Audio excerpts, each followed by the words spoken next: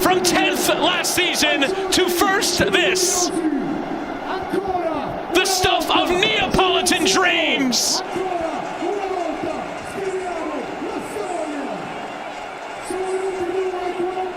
The Scudetto is coming to Naples.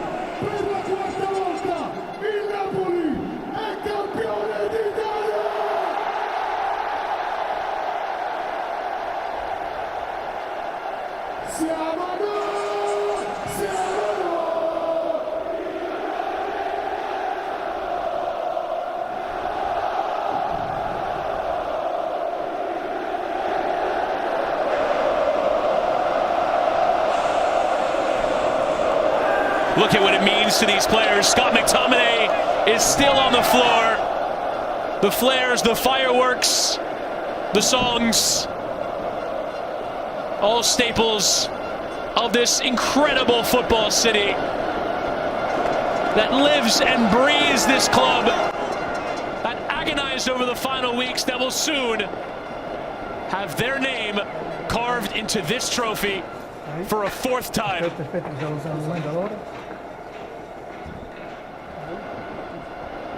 Matteo Bonetti, sum up this achievement. It's one of the great Scudetti that we've seen.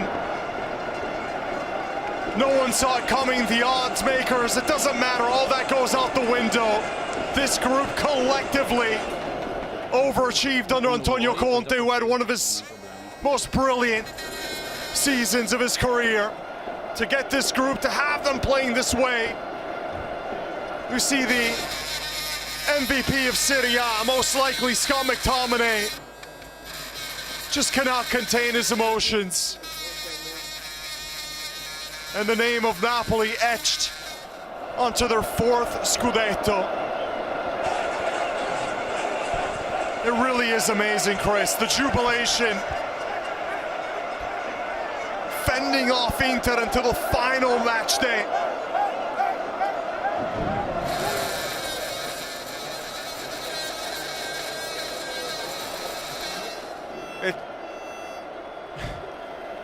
These are the images that Neapolitans will remember and will talk about for decades. It took them 33 years to go from Maradona's era Scudetto to the one from 2 years ago. The wait this time was so much shorter. Aurelio De Laurentiis' son can hardly believe it himself. Romelu Lukaku, that was Antonio Conte's choice. Absolutely legendary season that Conte had. The players he brought over, they all worked. They had career seasons. Conte, his personality was embodied in this team. The way they fought for him, Chris, off the ball. Never gave up. Never allowed the pressure to get to them. And Antonio Conte now down on the field after being suspended for this last game to celebrate with his players. You can see that incredible embrace between himself and Romelu Lukaku. Napoli are the champions of Italy. Let's go back to the studio now. And Poppy Miller. Chris, Matteo, boys, thanks so much. Well, Napoli, they were given a 0.4 percentage of a chance to win the league on match day one. From 10th place to Scudetto champions, Antonio Conte has completed a magical season and taken Napoli to the heights of Italian football. Just goosebumps, Marco, from these teams. It's absolutely incredible to think about what Napoli went through last year, where they went from the high of coming off of winning, and then they went 10th place. And De Laurentiis made all the right decisions. He brought this man in, Antonio Conte. And I think there is no other coach in the world that could have won with this Napoli side other than Antonio Conte. He's the first one to believe, and to see this emotions and the group that he was able to build against all odds, as you just said, Papi, it's incredible. He's a serial winner. Everywhere he goes, he brings trophies, and he does that to the most incredible, passionate fan base. For me, it's a story of you can accomplish anything great against all odds. I mean, the odds coming into the season and then winning, but you can accomplish anything great with hard work, with determination, with organization, with a group, right? It was not individual talents that made us go, wow, but it was the group. It was the not conceding goals, the clean sheets, the attitude. And it's a team that you take nothing away from them in the end. They were gritty, they were tough, and they got the job done in the end in a situation where it was nearly impossible for them. And you see what it means. I mean, the embrace between Antonio Conte and Lukaku, I think, tells you so much, right, about relationships and about the human element of what Antonio Conte is able to tap into. And such an amazing group, an incredible season, and congratulations to Napoli on the 4th Scudetto. Yeah, it really is amazing. 10th to 1st, and Marco, I've got to give you credit, right? You called this right from the start, and whether it was romantic in a lot of ways in you picking them, or whether it was you mentioned the fact that they don't have European football to deal with, and all of these things, it still had to all come together, right, for them. Because as Grella kind of touches on, when you look at the individual names, Poppy, I'm not quite sure this is the team that you thought was the best team in Serie A. And I think we all thought Inter was the best team in Serie A based on the names. But you deal with the human element of this game. You get guys to believe in things. You get guys on the same track. You start to win. And heck, we even came here match day 1 at the end, the post game. We said, well, I don't know if this is gonna happen this year, but my Lord, what a job Conte did with this side. It's all him. It really is Antonio Conte. Yeah, it's something special. Obviously, it's not the Maradona team. It's not the Spalletti team even. It's different. It's an Antonio Conte team, and it's a team that was able to accomplish something really special. I know that the people of Naples, they have big personalities and big emotions and big other things that I can't mention on TV. They're tough. They're a tough group of people. They're an emotional group of people, and they did it in a very unique, special way. Yeah, it was not gorgeous. We won't go back and look at this season and say, oh man, let's take away some of the attacking plays that they did, albeit they had some fantastic attacking plays, but they were defensively gritty. They were a tough group. Conte had to switch formations. He had to switch personnel. He had to deal with losing Kvaratskhelia in January for 80 million with no real replacement. And so this was against all odds. But this was a public and this was a fan base that believed from day one. And they get what they deserve in the end. It's going to be a fantastic party tonight. You can already see it's got all the makings of history in it right now. Yeah, and even go further back, when they lost Osimhen, I thought how important he was 2 years ago to this side. I think you think to yourself, how can you replace something like that, right? And he found a way. And then the mid-season, as you say, losing another really important player to your Scudetto run. And one of the world's best players. Yeah, and then you don't really replace them. And I think that in a lot of ways they thought Neres at some point was going to become one of those tricky wingers. Really didn't grow into that throughout the season. Had a few moments, but this is about bringing a group together, right? Because I still don't think that if you just took these individual players and handed them to any manager, right, that they would have gotten the same result. No other coach in the world. Name me one other coach in the world that could win with this group in Serie A. I can't do it. And I've never seen anyone that would be able to do it.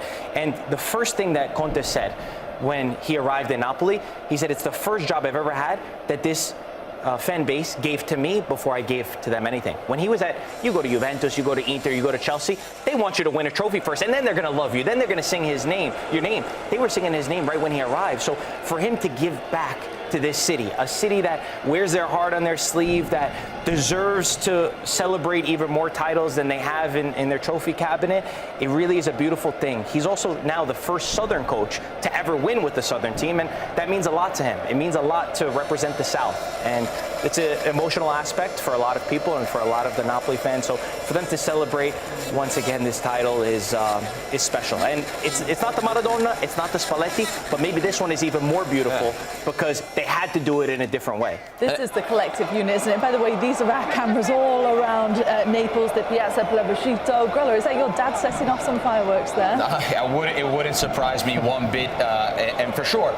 Marco makes a point also before the game. All the Southerners, right, from Napoli and South even, we're all rooting for Napoli to win. No, I'm very happy that Napoli won at the end of the day because it's a fan base and a public and a people. If you have ever met anyone from Naples, you would know that you met someone very special or someone with a big personality. And so obviously very happy they won. I was there when I watched Juventus play against Napoli in Torino, and after the game I went to go get my money back for the ticket because the game was so poor. But that's why it was 0-0. Napoli didn't do much in that game, but those are the games, the points on the road, the clean sheets, the difficulty of playing against them. Those are the reasons why Antonio Conte is a champion. He understands what it takes to win, and sometimes it's not going to be pretty. Sometimes it's going to be like this, but at the end of the day, who's a champion? Who's the Scudetto winner? It's Napoli, and Napoli will have their 4th Scudetto. These players will go in history forever. I also want to mention some unsung heroes, right? Because the story is going to be about Antonio Conte and McTominay, right? And maybe a little bit Lukaku. But for me, the guys that really deserve a big credit, Meret in goal, that's done it twice now in 3 seasons. Lobotka in the midfield, I think he goes under the radar all the time, really special player. Rachmani, Di Lorenzo, Politano, guys who had to really elevate their games and be probably big leadership guys in the locker room to say, hey, we can do it with this group. We've been there, we've done it. And a little bit unsung heroes, so credit to them as well, but credit to the entire group and the entire organization. You're the underdog. It continues once again. McFratama.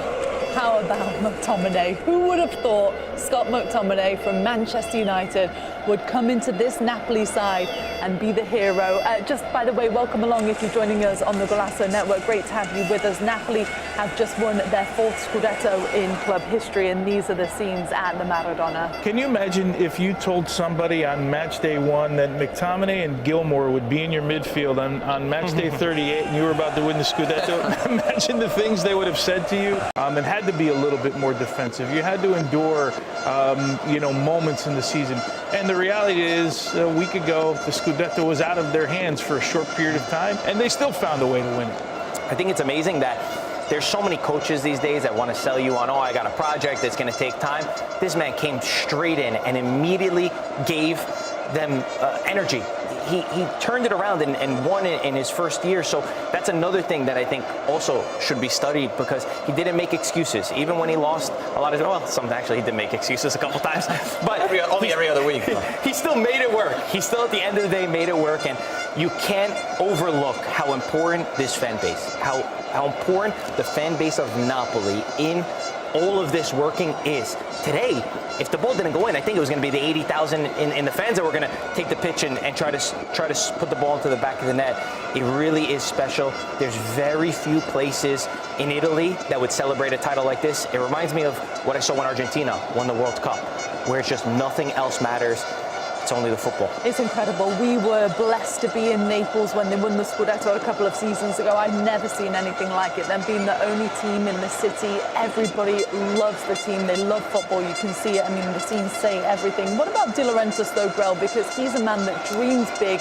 He came out on the wrong side of things with Spalletti and how everything ended. And like you said, with a couple of the transfers of players, Kvara, Osimhen going out the door. For him to have this almost perfect marriage this season with Antonio Conte, it's been shaky at times, but it's worked out for the best. Di Laurentiis is a guy that, depending on who you ask, what angle you're seeing him from, you have probably a very different opinion about him, right? But let's talk as a business owner, as someone who's run this organization, who's someone who doesn't get carried away in the high price tags and the big names and the shiny pieces.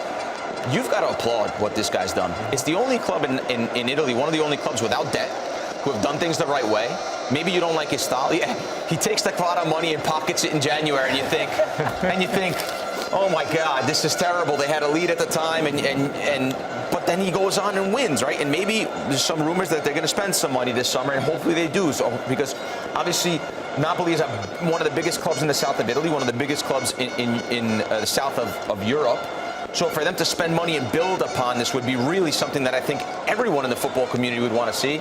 But he's a guy that you've got to look at as another example, like Antonio Conte in his own right, and say, man, this guy's a tough guy. He's a tough character. He gets things done the right way. He's got a good balance sheet at the end of the day as well. And he's the one who came on our airwaves a couple of years ago and said, we're going to win the Scudetto again. We're going to win the Champions League. It's no problem. Just will let me work. And he's sticking to a lot of his promises so far, so credit to him. I kept this quote on my phone because Marco picked them at the beginning of the season, and we were here, match day 1. He said, I expected a difficult situation. This is Antonio Conte, but not like this. I expected positive surprises, but it's been hard to find any. Poppy, and my first thought was, if I was sitting in that dressing room, how do I play for that manager? Or how do I go out there when a guy says, I expected good things, but I found nothing, basically, when I got here.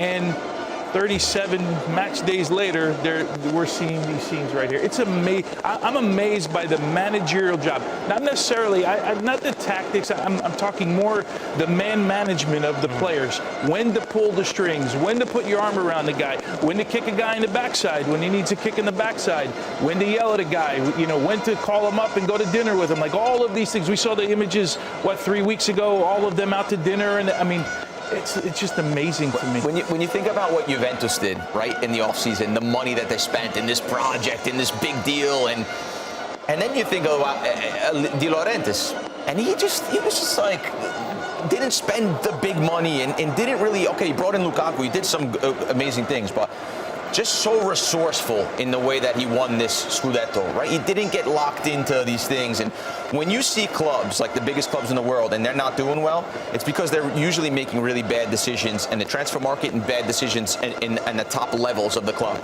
But De Laurentiis has stood up to all those pressures and all those things and said, no, we're going to do it this way. I'm pretty sure this is the right way to do it. Has to beat what could potentially be first or second best team in Europe, and over 2 legs they were not able to beat his Napoli side. So it does raise his stock, but anyone that's surprised with what Antonio Conte has done just hasn't followed his career closely enough. Does everybody want Antonio Conte next season in Serie A, Grella?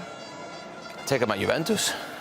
If possible. There's a couple of teams. No, I think in the market. It's going to be really interesting because this is all great and it's time to celebrate now, right? But as analysts, we're looking forward and seeing what's happening. And I think it would be really special if Napoli could keep Antonio Conte and they can spend some money and they can build a project that's sustainable. Sort of his plight at the end has been, after 2 or 3 years, he wears on organizations, he wears on owners, he wears on players, and this would be special. I mean, these scenes here. And this isn't going to happen every single year, but you can see it's a club with passion. It's a city with passion. It's a city that oftentimes needs to punch above its weight like they did this year. Antonio Conte is that kind of guy. It's a matter of, I think staying at Napoli is probably more a matter of if Antonio Conte wants to stay and wants to be involved in the club and doesn't get frustrated if everything doesn't go his way, because that's been sort of the MO for him over the last couple jobs, right? It hasn't ended well. It seems to end sort of tumultuous all the time. And if you can go back and think of days like this and what you can do at a special club like this, hopefully he stays, because I think it'd be a great storyline. It does feel like the narrative has changed around Napoli, doesn't it? Because, you could say the first Scudetto win under Spalletti was such a magical season with Osimhen, with Kim, with Kvara, with so many players. But now to win 2 Scudetto in your last 3 seasons or 4 seasons, whatever it may be, does that now make them one of the teams of Serie A moving forward? Absolutely. And I think that's why I remember reading if Antonio Conte stays. Absolutely. Yeah. But also to that discussion before we get there, Antonio Conte is right to ask for demands. He's right. Everyone says, he wants to spend so much money. He brings Napoli a lot of money. He just got into the Champions League, which was the goal of this club. He also just won them a title. So he's raising the standards of this club. He makes the club a lot of money. They should also reinvest in the squad because, as we've all said, they need to get there. I think the crazy thing when I read the rumors of Conte going to Napoli was for that exact reason, Papi. Because I wasn't around for Maradona. I wasn't around when they won those 2 titles. We've not associated Napoli with winning in a long time, unfortunately so, because of the fan base that they have. So once they signed a serial winner, that's why it sounded strange to put them even in a Scudetto race, because they were not synonymous. It's always the teams from the north. It's always the Milan, the Inter, the Juventus. It would be a beautiful thing if they're able to do that. And I truly believe that they have everything in their power to do so. They're going to have Osimhen money. They're going to have Kvara money. Conte will stay with this fan base. When you see this fan base yesterday, he ran out of training session. The fans were screaming. They used to sing "Ho visto Maradona." They said "Ho visto Antonio Conte." Anyone from leaving Napoli, it's up to Conte. If he wants to stay, he could stay. He could be our coach. But either way, it's going to be a great Napoli next season. So I think the fans will be happy to hear that as well. Was that before or after you were scanning through your tweets to find you predicting them to win the Scudetto on match day 1 to repeat? Nostradamus. Nostradamus on our panel. Let me know if you want the lotto numbers. Oh. Come on.